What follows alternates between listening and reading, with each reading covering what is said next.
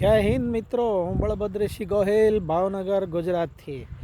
તો આજનો વિષય આપણે રાખશું, ટૂંકમાં હું સમજાવીશ ક્રિએટર બનવા માટે કેવા કેવા આપણે ગુણો શીખવા પડે, તો અને ક્યાં ક્યાં કરવું પડે, શું શું કરવું પડે. ઠીક છે ને.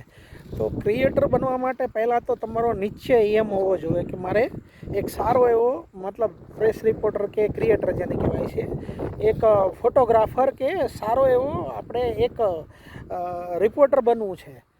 એક લક્ષ્ય તમે લઈને ચાલશો તો એની મેળે તમને ધીમે ધીમે અને પછી કોશિશ કરવાની છે. એના બધા નિયમો છે એ પ્રમાણે સારું ડ્રાફ્ટિંગ હોવું જોઈએ, હે ને. અને સારા સારા મુદ્દાઓ વિશે અને પબ્લિકને ફાયદા થાય ને પબ્લિકના હિતમાં અને પબ્લિકને સારું દેખાય એટલા માટે ફોટા પણ જે પણ તમે ફોટોગ્રાફી કે વિડીયો શૂટિંગ કે જે કાંઈ કરો એ પાછળનો વ્યૂ સારો હોવો જોઈએ, દ્રશ્યો સારા હોવા જોઈએ. હજી તો હું નવો જ છું, આમાં તો શીખું છું કે આપણે ક્રિએટર બનવા માટે શું શું કરવું પડે. કારણ કે હું 1-2 મહિનાથી કામ કરું તો મેં ઘણું શીખ્યું, થોડું ઘણું જે હજી ઘણું બધું મારે શીખવાનું છે. તો હું તો મારું લક્ષ્ય જે શીખ્યો છું ને જે શીખવાનું છે તો મારા વ્યૂ પ્રમાણે હું તમને દર્શાવીશ. આજકાલના નવા છોકરાઓ છે અને કાંઈકનું કાંઈક કરવું જ જોઈએ. ઠીક છે ને.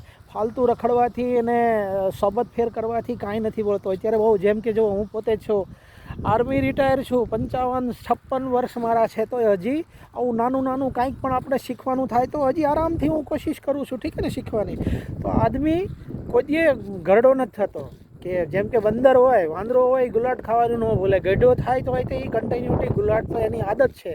એમ આપણે એક શ્રમજીવી બનવું છે અને સારું એક્ઝામ્પલ દેવું છે અને સારા કર્મો કરવાનો આજકાલના નવયુવાનો છે અને એમ રાખવો જોઈએ કે આપણે કર્મો સારા કર્મો માટે આપણે શું શું કરવું જોઈએ. તો સારા મિત્રોની સોબત કરવાની. ઠીક છે ને. સારા મિત્રો કેવા હોવા જોઈએ? સારા મિત્રો એવા આપણને સારી ભાવના આપે, સારી પ્રેરણા આપે, જેનો હોંસલો બુલંદ હોય. ઠીક છે ને. એવા મિત્રો, એવા નહીં કે તમે પછી ગોતો ગલી સાપને નાળે બેઠા હોય ને બીડીના ઠૂઠિયા પીતા હોય ને એ તમને તંબાકુ ખાતા ને બીડી પીતા જ શીખવાડે. કહેવાનો મતલબ આજકાલનો શ્રેષ્ઠ યુગ છે. તો આપણા વિચારો જે રીતે મળતા હોય એવો, આપણે જેમ કે ગણિત વિશે ભણતા હોય કે સ્ટુડન્ટ હોય તો આપણને એજ્યુકેશનમાં જે સપોર્ટ થતો હોય એવો મિત્ર ગોતો. જે પર્યાય થાય, જેમ કે આપણે પોતે કોઈ ટેકનિકલ લાઈનમાં હોય તો એ વિષયનો ગોતવાનો છે મિત્ર આપણને, તાકી આપણે એની હારે બધા સવાલ જવાબ કરી શકીએ, એની હારે ડિબેટ કરી શકીએ, એનું કંઈક જાણી શકીએ અને થોડા વિચારો એને આપણી સાથે મળતા હોવા જોઈએ. બાકી મિત્રો તો હજારો ટાઈપના મળશે તમને. રખડવાવાળો મળશે, સાયકલવાળો બેહાડવાવાળો મળશે, પિક્ચર જોવાવાળો લઈ જવાવાળો મળશે. પણ તમારે સારી ગુણવત્તા અને સારું શીખવું હોય તો એમાંથી તારવવાના છે. અને જે સારા છે એની હારે તમે એને ટાઈમ આપો અને જે નથી એને બાયકોટ કરો, થોડા સાઈડ બેક કરો.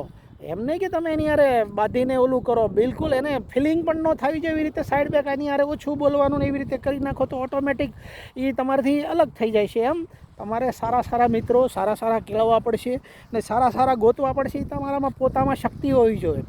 આ બધું જોવાની કે તમને કોણ ઉપયોગી થઈ શકે, તમારી હારે કોણ વફાદારીથી રહી શકે, હે ને. અને તમને ક્યારે મદદમાં કામ આવી શકે. જેમ કે આપણે દોસ્તીની એક્ઝામ્પલ લઈએ તો ભગવાન શ્રી કૃષ્ણ ભગવાન સુદામા મિત્ર હતા. ઠીક છે ને. બિચારા પાસે કાંઈ નહોતું, લંગોટી હતી, પણ શું છે, ભગવાન શ્રી કૃષ્ણ ભગવાનની મોટપ હતી અને ભાવના હતી એકજૂટતાની. ઠીક છે ને. ભલે ગરીબ હોય, જેવું હોય, પણ એના વિચારો અને એને મદદ કરવાની એકાબીજીને પ્રેરણા હતી.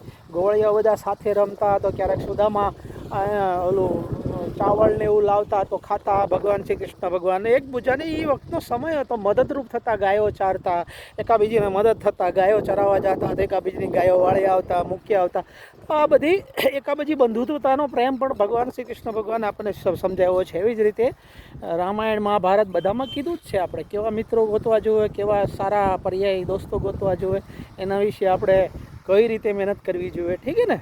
તો સારામાં સારા શ્રેષ્ઠમાં શ્રેષ્ઠ મિત્રો ગોતો અને સારી લાઈફ આગળ પસંદ કરવા માટે ટાર્ગેટ બનાવો, લક્ષ્ય ગોતો. ઠીક છે ને. તો આજનો વિષય એટલો જ રાખીએ, બાકી ડિટેલથી કાલે સમજાવીશ. જય હિન્દ, જય ભારત, જય માતાજી.